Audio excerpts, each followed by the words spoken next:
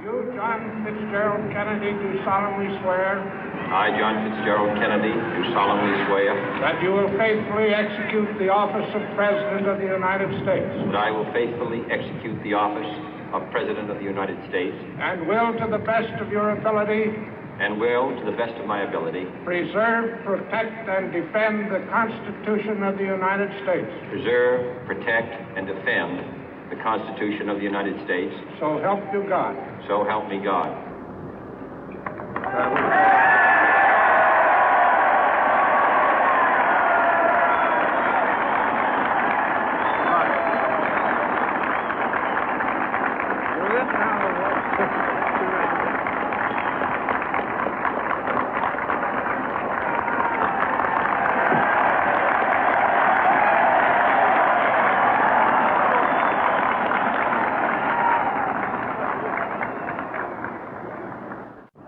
Vice President Johnson, Mr. Speaker, Mr. Chief Justice, President Eisenhower, Vice President Nixon, President Truman, Reverend clergy, fellow citizens.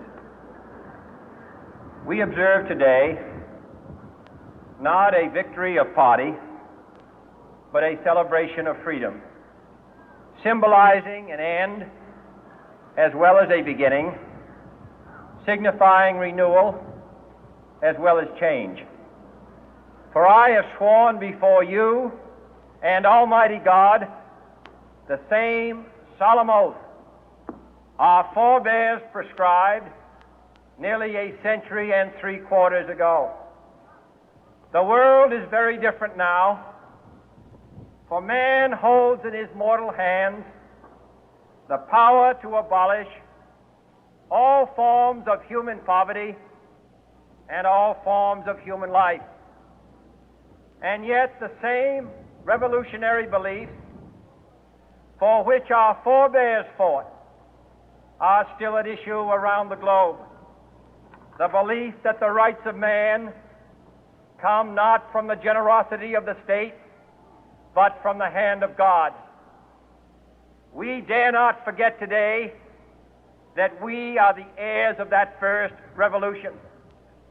Let the word go forth from this time and place to friend and foe alike that the torch has been passed to a new generation of Americans born in this century, tempered by war, disciplined by a hard and bitter peace, proud of our ancient heritage, and unwilling to witness or permit the slow undoing of those human rights to which this nation has always been committed and to which we are committed today at home and around the world.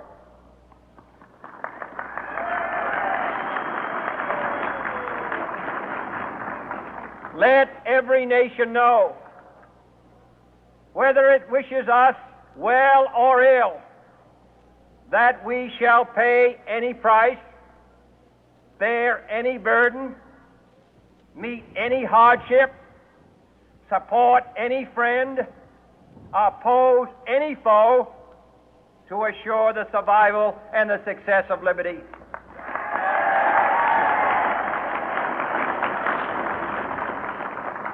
This much we pledge and more. To those old allies whose cultural and spiritual origins we share, we pledge the loyalty of faithful friends. United, there is little we cannot do in a host of cooperative ventures. Divided, there is little we can do, for we dare not meet a powerful challenge at odds and split asunder. To those new states whom we welcome to the ranks of the free, we pledge our word that one form of colonial control shall not have passed away, merely to be replaced by a far more iron tyranny. We shall not always expect to find them supporting our view, but we shall always hope to find them strongly supporting their own freedom, and to remember that in the past, those who foolishly sought power by riding the back of the tiger ended up inside.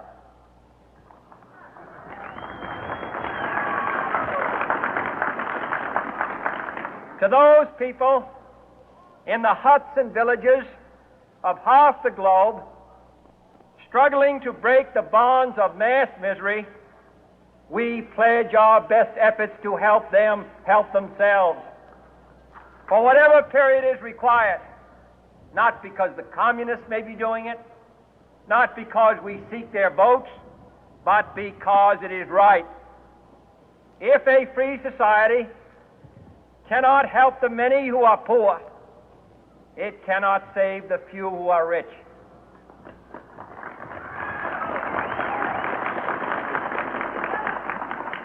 To our sister republics south of our border, we offer a special pledge to convert our good words into good deeds, in a new alliance for progress, to assist free men and free governments in casting off the chains of poverty. But this peaceful revolution of hope cannot become the prey of hostile powers. Let all our neighbors know that we shall join with them to oppose aggression or subversion anywhere in the Americas. And let every other power know that this hemisphere intends to remain the master of its own house.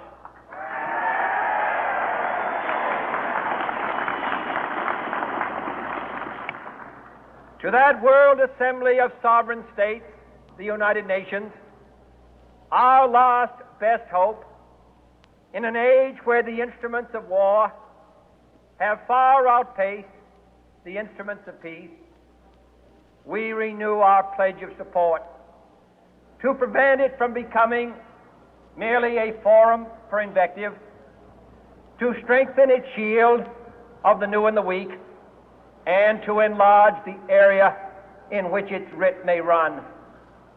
Finally, to those nations who would make themselves our adversary, we offer not a pledge, but a request that both sides begin anew the quest for peace. Before the dark powers of destruction, unleashed by science, engulf all humanity in planned or accidental self-destruction, we dare not tempt them with weakness, for only when our arms are sufficient beyond doubt can we be certain beyond doubt that they will never be employed. But neither can two great and powerful groups of nations take comfort from our present course, both sides overburdened by the cost of modern weapons, both rightly alarmed by the steady spread of the deadly atom, yet both racing to alter that uncertain balance of terror that stays the hand of mankind's final war. So let us begin anew, remembering on both sides that civility is not a sign of weakness, and sincerity is always subject to proof. Let us never negotiate out of fear, but let us never fear to negotiate.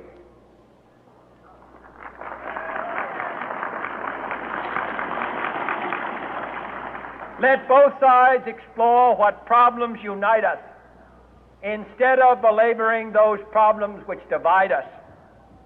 Let both sides, for the first time, formulate serious and precise proposals for the inspection and control of arms, and bring the absolute power to destroy other nations under the absolute control of all nations.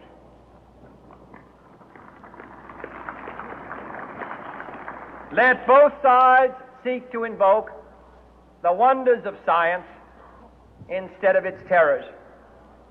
Together, let us explore the stars, conquer the deserts, eradicate